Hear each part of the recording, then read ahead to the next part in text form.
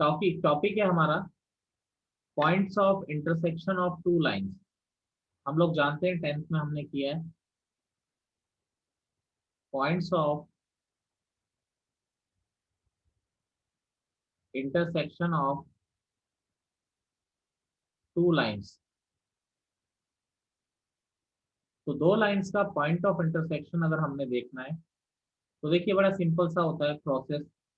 a1x plus b1y plus c1 equal to 0, a2x plus b2y plus c2 equal to 0। आप लोग निकालते हो, एक तो सब्स्टिट्यूशन मेथड आप लोग सीख के आते हैं, सब 10th में आपने सीखे। एक क्रॉस मल्टी, एक आपने सीखा होता है कोफिशिएंट इक्वल करके, एक आपने ये भी सीखा होता है क्रॉस मल्टीप्लिकेशन मेथड, आप लोगों को शायद याद होगा। Yes X upon minus Y upon और 1 अपॉन एक्स के नीचे क्या आता है, इस वाले टर्म को छुपा दिए तो क्या बचा। B1C2 हाँ, b1c2 माइनस b2c1। माइनस इसको इससे मल्टीप्लाई किया, इसको इससे मल्टीप्लाई किया, ठीक है, याद है। यस माइनस वाई के नीचे क्या आता है, a1, ये y को छुपा दिया, क्या आता है a1c2 माइनस a2c1, ये आ जाता है आपका। ऐसे ही कांस्टेंट के नीचे क्या आता है a1b2 माइनस a2b1, ये आ जाता है। तो देखिए एक बार फर्स्ट थर्ड को इक्वल ले लिया तो x upon b1c2 minus b2c1 is equal to 1 upon a1b2 minus a2b1। Cross multiply किया तो x is equal to b1c2 minus b2c1 upon a1b2 minus a2b1, ये x का वैल्यू आ गया। अब इसके बाद देखिए एक बार इन दोनों को इक्वल किया तो minus Y upon a1c2 minus a2c1 is equal to 1 upon a1b2 minus a2b1। तो y is equal to minus of a1c2 minus a2c1 upon a1b2 minus a2b1, ये x कोऑर्डिनेट आ गया और ये क्या आ गया आपका y कोऑर्डिनेट आ गया, ठीक है। नेक्स्ट टॉपिक है हमारा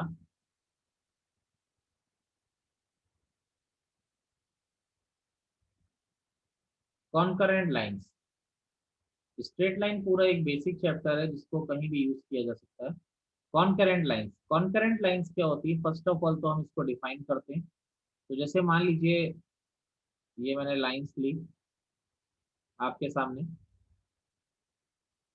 जैसे मान लीजिए कि 3 लाइंस ली, मिनिमम 3 लाइंस होनी चाहिए क्योंकि 2 लाइन तो कट कर ही जाती है, 2 लाइन तो कोई भी होगी वो कट कर ही जाएगी, उसमें कोई बात नहीं। अगर 3 लाइन कट कर रही है तो देखिए जैसे फर्स्ट लाइन का इक्वेशन मैंने ले लिया a1x plus b1y plus c1 equal to 0।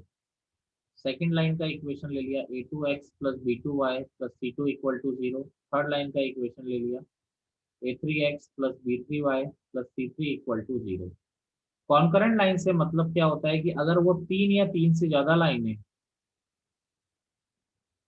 3 और मोर देन 3 लाइन्स, 3 और more than 3 lines are said to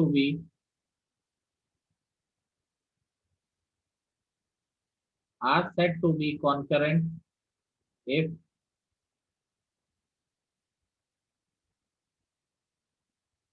they passes through a common point। यानी वो अगर सारी की सारी लाइनें एक ही पॉइंट से पास कर रही है तो वो क्या होता है आपका कॉन्करेंट लाइंस होती है। यानी 3 lines a1x plus b1y plus c1, minimum 3 होनी चाहिए, a2x plus b2y plus c2 equal to 0, a3x plus b3y plus c3 equal to 0। तो ये 3 लाइंस कॉन्करेंट लाइंस होंगी तो उसके लिए मैथमेटिकल कंडीशन क्या करेंगे। तो देखो मैथमेटिकल कंडीशन तो क्या हुई, आप कोई भी 2 लाइनें सॉल्व कर लो, 2 लाइनों को सॉल्व करने से आपको कौन सा पॉइंट मिलेगा, पी पॉइंट मिल जाएगा। अगर 2 लाइनों को आप सॉल्व कर रहे हो तो 2 लाइनों को सॉल्व करने से कौन सा पॉइंट मिलेगा आपको, पी पॉइंट मिलेगा नहीं मिलेगा। यस सर अगर ये पी पॉइंट इस तीसरी लाइन को भी सेटिस्फाई कर रहा है तो इसका मतलब वो तीसरी लाइन भी उस पॉइंट से पास हो रही है, नहीं हो रही है, बिल्कुल हो रही है। यस सर तो एक तरीका तो क्या होता है, अगर आप कोई फॉर्मुलेशन याद ना रखना चाहें तो कॉन्करेंट के लिए क्या करिए, कोई भी दो लाइनें सॉल्व करिए और दो लाइनों को तीसरी में सेटिस्फाई कर, जो पॉइंट आ रहा है उसको तीसरी में सेटिस्फाई करा के देख लीजिए। अगर वो सेटिस्फाई करता है, इसका मतलब तीसरी लाइन भी उस पॉइंट पे लाई कर रही है, यानी तीसरी लाइन उस पॉइंट से पास हो रही है, तो ऑटोमेटिकली क्या होगा, ये कॉन्करेंट। अगर वो पॉइंट तीसरी लाइन को सेटिस्फाई नहीं करता है, इसका मतलब वो लाइंस क्या नहीं है, आपकी कॉन्करेंट लाइंस नहीं है। क्लियर मेरी बात? Yes, sir. लेकिन अब अगर Yes, sir. मैथमेटिकल कंडीशन की बात करूं कि मैथम जैसे आप लोग कहना चाह रहे हैं, सही बच्चे समझ नहीं पाए होंगे, मैं एक बार समझा देता हूँ। कोई भी दो लाइन पकड़ो, a2x plus b2y plus c2, दोनों को सिंप्लीफाई करो, h और k आगे मान लो इनके पॉइंट ऑफ इंटरसेक्शन। h और k को तीसरी लाइन में रख के देखो, h और k को तीसरी लाइन में रख के देखो, क्योंकि पहली दो लाइनें तो सेटिस्फाई करेंगी ही करेंगी, क्योंकि उन्हीं को सॉल्व करके निकला है। अगर ये तीसरी लाइन को भी सेटिस्फाई करता है, a3h plus b3k plus c3 equal to 0, अगर ये तीसरी लाइन को भी सेटिस्फाई करता है, तो इसका मतलब ये लाइन क्या है, आपकी कॉन्करेंट लाइन है। क्लियर मेरी बात? Yes, sir. क्लियर? अब इसके लिए एक Yes, मैथमेटिकल sir. कंडीशन भी डायरेक्ट होती है, मैंने आपको डिटर्मिनेंट सॉल्व करना सिखाया था। तो आप फर्स्ट रो में क्या लिखिए, पहली लाइन के पॉइंट लिख लीजिए a1 b1 c1, second row में सेकंड के a2 b2 c2, third row में थर्ड के a3 b3 c3। कंफ्यूज मत होइए होगा, पहली रो में कोई भी लाइन ले लो, दूसरी में कोई भी ले लो, तीसरी में कोई भी ले लो, इससे कोई मतलब नहीं कि जो पहले क्वेश्चन वाले ने दे रखी है पहले वही लिखना जरूरी है। आपको जो कंफर्टेबल है उसके अकॉर्डिंग लिखिए। अगर इस डिटर्मिनेंट की वैल्यू जीरो होती है, तो इसका मतलब वो तीनों लाइन कॉन्करेंट है। अगर वो जीरो नहीं होती है, तो इसका मतलब कॉन्करेंट नहीं है। कॉन्करेंट मीन्स तीनों लाइनें एक ही पॉइंट से पास करनी चाहिए।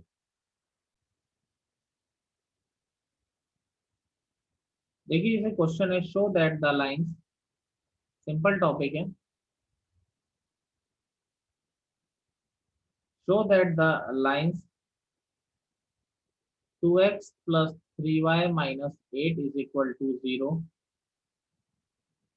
x minus 5y plus 9 equal to 0, 3x plus 4y minus 11 equal to 0 are concurrent.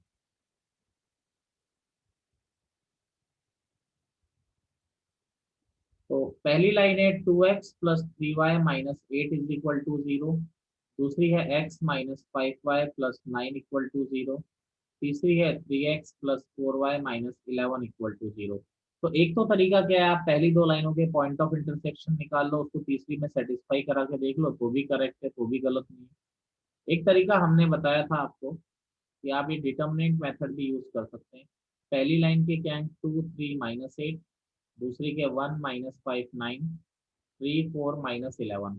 इसको अगर आप जीरो प्रूव कर देते हैं, अभी आप इक्वल टू जीरो नहीं लिख सकते क्योंकि आपको शो करना है, तो क्या करने का तरीका बताया था, 2 के अंदर ब्रैकेट, फिर -3, फर्स्ट रो के रेस्पेक्ट में, फिर -8, याद होगा आप लोगों को, यस सर। यहाँ प्लस माइनस प्लस होता था। अब देखिए 2 के रेस्पेक्ट में अंदर क्या आएगा, ये हट गया और ये हट गया, तो क्या आता था, 11 इंटू 5 55 माइनस 36, माइनस ये इससे मल्टीप्लाई होता था, ये इससे मल्टीप्लाई होता था 36, फिर -3 के अंदर, तो देखिए फिर -3 के अंदर क्या होता था हमारा, -3 गया, -11 ये हट गया और ये हट गया, तो क्या होता था आपका -11 -27, ठीक है, -11 और -27। अब -8 के लिए क्या होगा, ये हट गया, क्या आ 4 जाएगा, + 15, 4 + 15, तो ये आ गया 2, 55 माइनस 36, क्या हो जाएगा 55 माइनस 36, बोलिए। 19, बिल्कुल सही। -3 -11 -28 कितना हो जाएगा, 38 -8, यह हो गया 19। देखिए 19 इंटू 2 कितना हो जाएगा, 19 इंटू 2 क्या हो गया, 38। अरे क्लियर है? फिर प्लस 38 इंटू 3, 38 इंटू 3 हो जाएगा 114, और 8 इंटू 19, ये हो जाएगा 8 इंटू 19 हो जाएगा 152, 6 2 -8, ये हो गया आपका -152। तो आपका क्या आ गया, ये 152 माइनस 152, आपका फाइनली क्या आ गया आंसर, 0 आ गया। यही आपको प्रूव करना था कि कॉन्करेंट है तो इसका डिटर्मिनेंट 0 होना चाहिए। अब देखो कभी भी कॉन्करेंट लाइन बोलेगा, एक अननोन दे देगा, तो आपको मैंने कंडीशन बता दी कि डिटर्मिनेंट 0 होता है। अगला एक टॉपिक है हमारा फैमिली ऑफ लाइंस।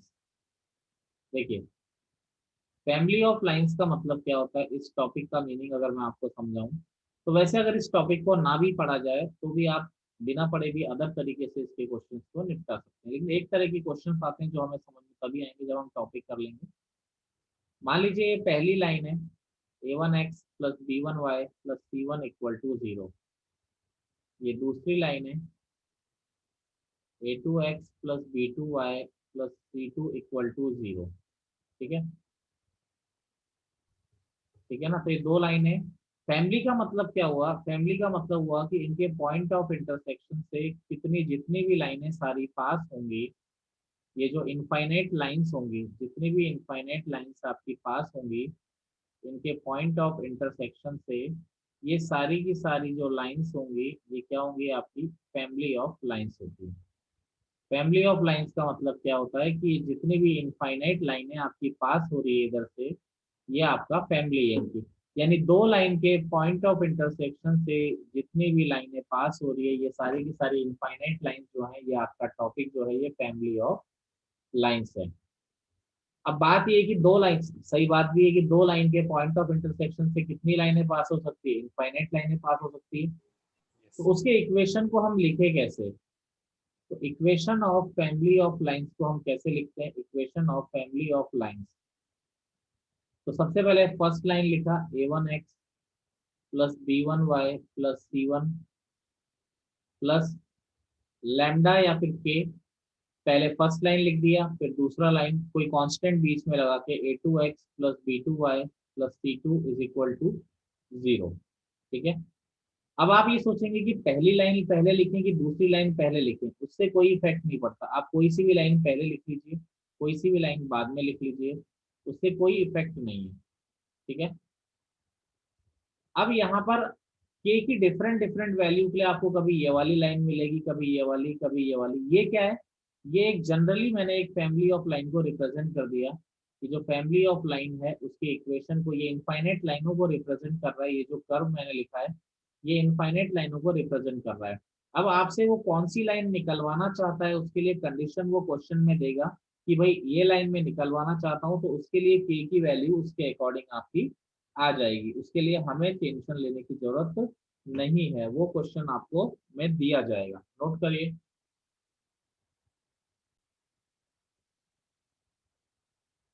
जैसे देखिए बिल्कुल बेसिक क्वेश्चन हम लोग देखें। Find the equation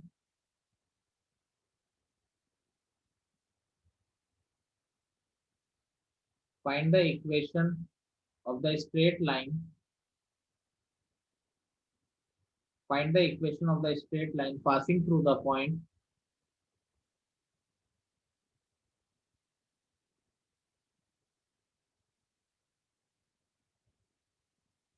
passing through the point 2 comma 1 2 comma 1 and through the point of intersection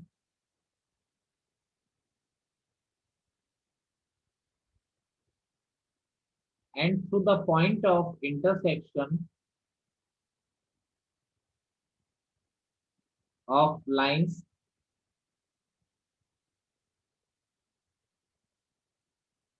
x plus 2y equal to 3 and 3x minus 2y equal to 4, x plus 2y equal to 3 and 2x minus 3y equal to 4। देखिए question क्या है, मैं question explain करता हूँ। एक ऐसी line निकालिए जो इनके पॉइंट ऑफ इंटरसेक्शन से पास हो जाए। पहली कंडीशन क्या है, इनके पॉइंट ऑफ इंटरसेक्शन से पास हो जाए। दूसरी लाइन है 2x माइनस 3y,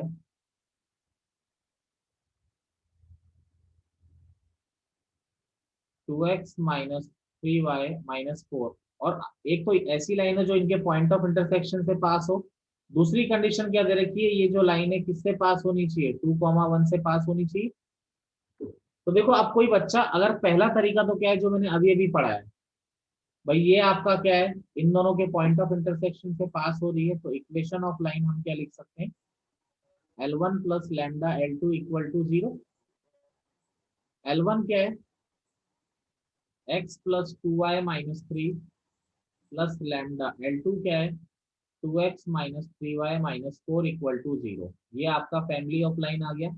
लेकिन आपको कौन सी लाइन चाहिए, जो 2 1 से पास करे, यानी ये किससे पास कर रही है, 2, 1 से पास कर रहा है। तो x का वैल्यू 2 रखा और y का वैल्यू 1 रखा, प्लस लैम्डा, ये x का वैल्यू 2 रखा तो 2 इंटू 2 क्या हो गया आपका, 4 हो गया।